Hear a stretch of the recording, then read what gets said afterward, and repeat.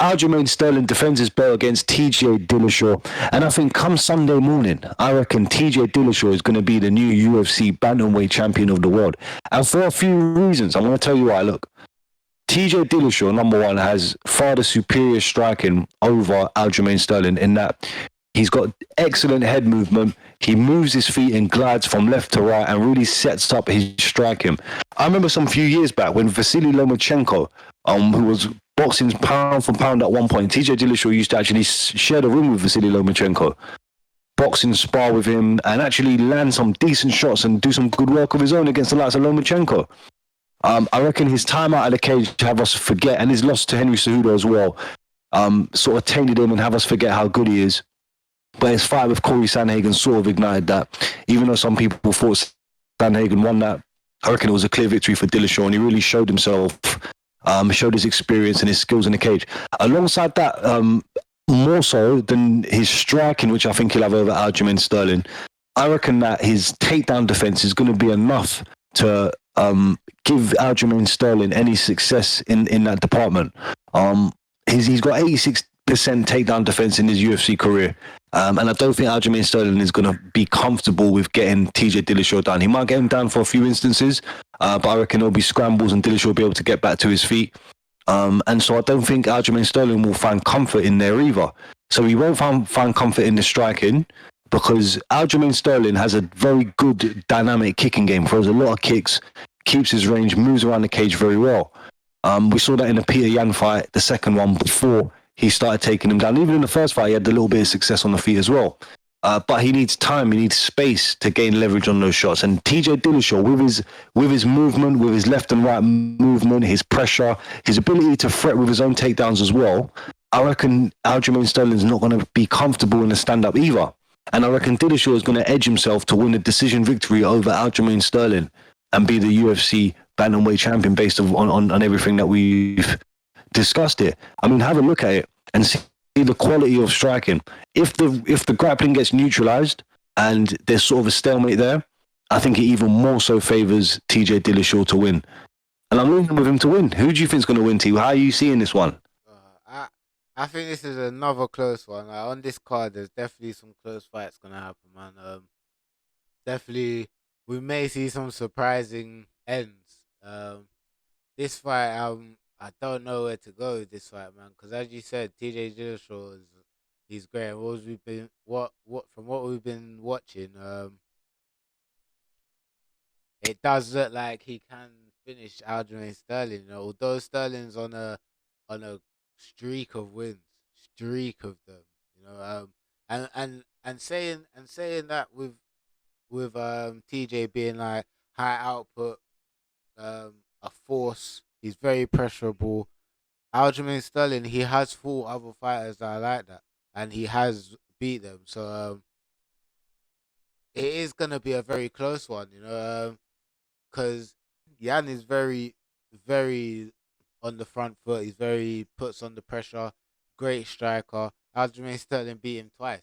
You know, Aljamain Sterling, like he showed his grappling and his wrestling in that very well. And if it goes to that, which we already know, TJ is very like he's top tier with his grappling and wrestling. If it does go to Aljamain, it won't be the advantage that TJ would be hoping for because Aljamain Sterling has got the same level of skill. So it's gonna be a very close one. I'm not really sure who to go with.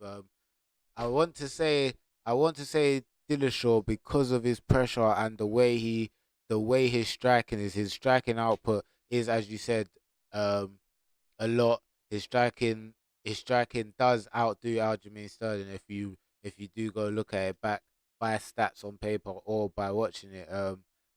So I want to lean towards Dillashaw, but Sterling, he's on a streak that he doesn't want to lose. He's not gonna want to lose his belt. So we're gonna see top tier Sterling. So it is a proper close one to call. This isn't one. This isn't one that I would even say bet on, to be honest, at all. So if you were to pick a side, if you had a gun held to your head, Um, or if you had to bet the last of your poons, who's it going on?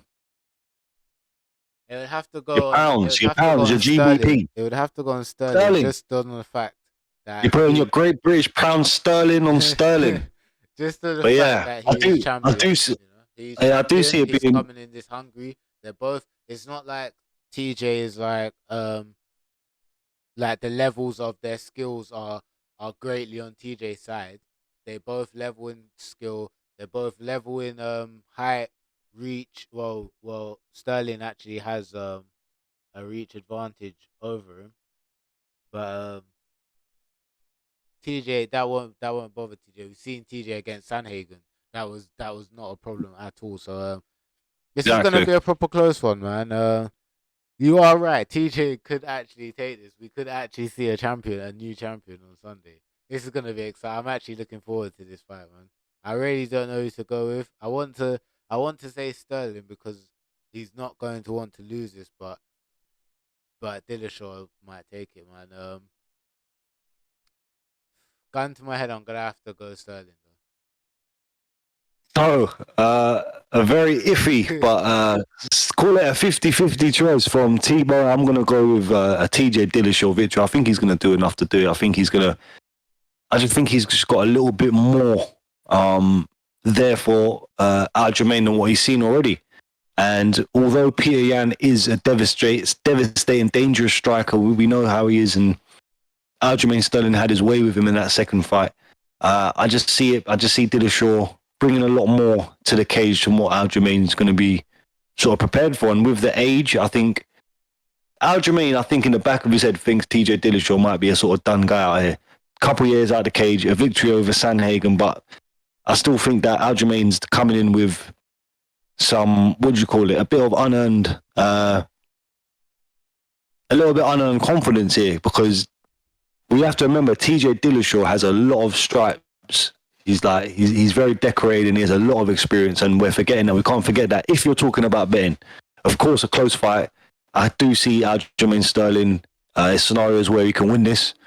I just think the experience is going to pay off here for TJ Dillashaw. But yeah, you're right. I won't be surprised if it's a close one, innit? I won't be surprised. I do think this one might be fight of the night. And this is where sometimes I get things a bit mixed up, because I think in terms of value, I think TJ Dillashaw as an underdog in this one is more good than anything else.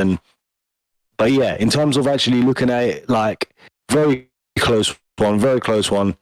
For betting, the value's there for Dillashaw, but yeah, close one. I wouldn't really recommend even putting any money on this one, because I think it's going to be that. I think it could be that close, yeah. But yeah, that's it. That's the outcome for this video. Let us know what you think in the comment section below. Like, subscribe, and have a look at the rest of our choices for this card.